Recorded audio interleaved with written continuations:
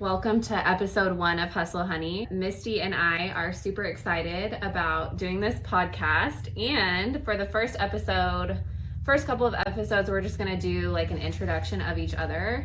Okay, so I am just going to give the audience, if anyone's listening, since this is our first episode, an introduction of Misty from my perspective, and then I'm going to ask her some questions. But if you're local to the Joplin area, you've probably heard of SalTea Sloth. Misty and her husband started SalTea a few years ago, and so we thought it would do a podcast and talk about being female entrepreneurs. And so I'm just going to get right into it and ask Misty about her journey, because she has one of the coolest stories, in my opinion. So can you just share with us a brief overview of your business and what inspired you to start your business? Yes. Hey guys. So we offer healthy drinks, shakes, smoothies, and then you have an added boost of energy that, honestly, how do we say it? Guilt-free boost of energy. Guilt-free boost of. But we originally moved here 6 years ago. And I was working as somebody's personal assistant and really just wanted to do something for just us, for ourselves. So we looked at getting a coffee shop and starting one of those. And then lo and behold, Crazy Llama opened within 3 months of having that idea. So we started digging and came up with this and created the products, and honestly thought I was going to be the only one running the store. And my niece and her friends showed up on the first day of opening and never left. And thank God, because it was crazy from day one. Yeah, it is so fun to see all the growth you guys have had over the past just few years. It is really exciting. So something else I wanted to ask you is, what was your turning point? You said you were working as a personal assistant. Was there something that led you to want to be an entrepreneur from that specific job? Or what were the challenges like in the beginning, like when you were trying to start and open the stores? Ooh, let's just put it all out there. We have had several businesses when we lived in Mississippi that we had started, and it just didn't work out. It just wasn't the right time. And so I knew that I wanted to be self-employed again, and it was something I wanted to be involved with customers, and I'm more of a people person. I like to talk to people, stuff like that. It was just being back on relying on myself and not on somebody else. Does that make sense? No, yeah, that makes sense. Like having control, if you will. For sure. So can you walk me through some of the early days of the business, and if you faced any challenges and what those were? And then did you have any setbacks or anything during the startup phase? We actually opened right in the middle of COVID. And I will say that we literally put every dime we had into a hat, hoping that it was going to work out. Which I just want to interject here, because the first time I heard that, like, you guys really bet it all on SalTea, and there really are not a lot of people that would do something like that. And that is just so inspirational to me, because when I started my company, I was so young. I didn't have anything anyway. So for me, it was like, whatever. And I still feel that way. My husband doesn't. He's just, what? We could lose. And I'm like, it's fine. We don't have any kids. We're okay. Good. We can just go. But I just really don't think a lot of people would do that. And so I just have to commend you guys for that, because that is betting it all on yourself. It's really hard to do. So it's scary, for sure. And we have 4 kids. So yes, yeah. It was scary, but we got a small business loan, and I think that was probably the hardest part, was just scared that if it failed, where were we going to be? Like, what was going to happen to us and the family? But luckily it did not. Yes, thank God. No, with hard work and determination, it did not. Yes, never giving up. Yes, for sure.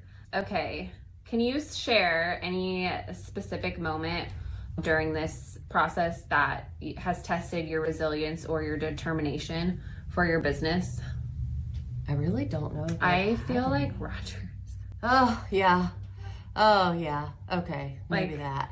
We just opened our third location, and it's an hour from us. It's in Rogers, Arkansas.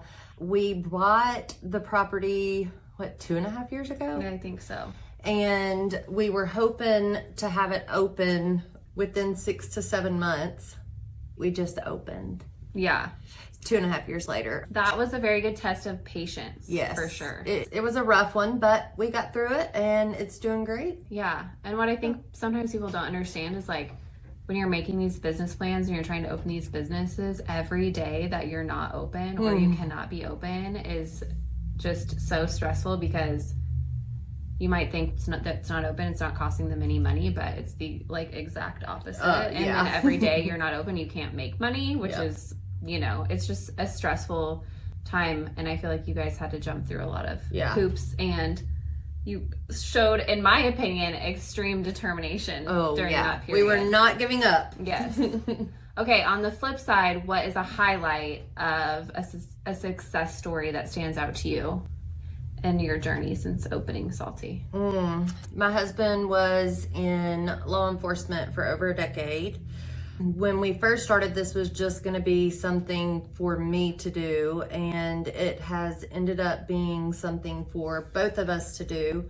So he was able to step away from that, which I was very thankful for. A lot of restless nights when he was on duty, but so us being able to work together, he pushes sometimes too much, but we just push each other, honestly. If I let something fall down, he picks it up and takes off with it. Yeah, that's great. Yeah. It's great that you can work with your husband. Sometimes. Yeah. Sometimes I don't like him. I love him, but sometimes I don't like him. Oh, that's funny. Was there anything specific that speaks out to you? I feel like I have a lot of stories in this because I worked in male-dominated fields, and I still have a lot of male-dominated fields that I'm currently in. But is there anything that speaks out to you about positively or negatively about being like a female entrepreneur? But yes. So when we were trying to get the powders and everything manufactured, I was the one making phone calls to these manufacturers, distributors, trying to create the formulas so that we could get stuff made. And I, for the life of me, could not get them to call me back. I would literally blow them up. And then finally, my husband called them. And here we are. It got done. That was a little frustrating. But so frustrating. yeah. I don't know why. It's so crazy because you hate to have that thought, but like I have that thought like a couple times a week where I'm like, are they just trying to do this because they're trying to take advantage of me, or they're not taking me seriously? I feel like they don't take you seriously at all. Yeah, it's something that I just feel like constantly hangs over your head, being like a female in business. I don't know. It is such a weird thing. Okay, so Hustle Honey aims to share untold stories. Is there a particular aspect or story from your entrepreneurial journey or about your business that you haven't shared publicly before? So a couple of years ago, Miss Fallon over here and her company worked with us, and we were able to get a franchise disclosure agreement together and ready to start selling franchises. Thankfully for them, because there's no way we would have ever been able to do it without them. And we have actually sold 3 locations so far. We have a lot of prospects, and we've never really advertised or anything. We wanted to get Rogers up and going before we started pushing franchises. But yeah, so that's pretty exciting. We have 1 location open in Carthage so far out of those 3. So yeah. So exciting. Yes. Yes. Okay. Do you have any advice that you would give an aspiring entrepreneur who's considering starting their own business? Do your research and don't give up. Put your heart into it. That's great advice. Yeah. For sure. Okay. Do you have any milestones that you've achieved in your business that you have been particularly excited about?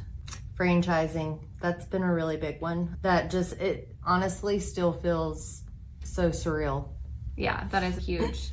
We are going to dive into that more in the podcast as far as what goes into franchising and how all of that works. And we're actually going to do a full series on that.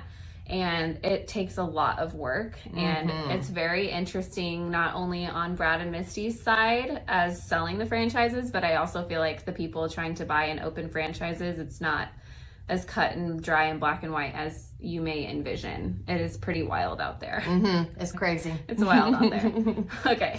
How do you envision the impact of your business in the long run, and what legacy do you hope to leave into your family or in the beverage industry? Impact, I would probably have to say it has nothing to do with the drinks in itself. It would more so have to be around the customer service aspect of the business. We absolutely adore our customers and feel like they are our family. Just have an impact on their lives and knowing that the girls are there, the guys are there, whatever, if they need to talk, whatever. So just having that happy impact towards everybody that comes through. And then as far as, what was the other one? Like for your family. Quit reading my questions. So sorry.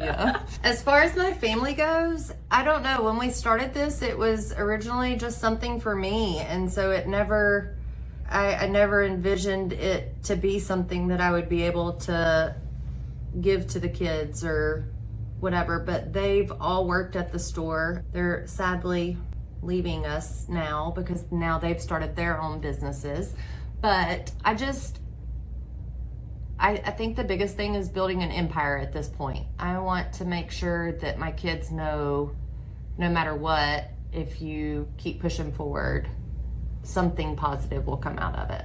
Yeah, so that's great advice for sure. Pushing forward. Yep. Is there anything else you'd like to share that I haven't asked? I don't think so. I think you covered everything. Perfect. Okay, thank you guys so much for listening to this episode. And if you have any questions for Misty that I didn't ask, we're going to have all the things: TikTok, Instagram, Facebook. Oh, this is going to be a fun journey. You know, just leave a comment, let her know. She'll answer anything. Yes, no. Almost. Wait. No, I'm kidding. But again, thank you guys so much for listening, and we'll be back with another episode. Yes. Bye, guys. Bye.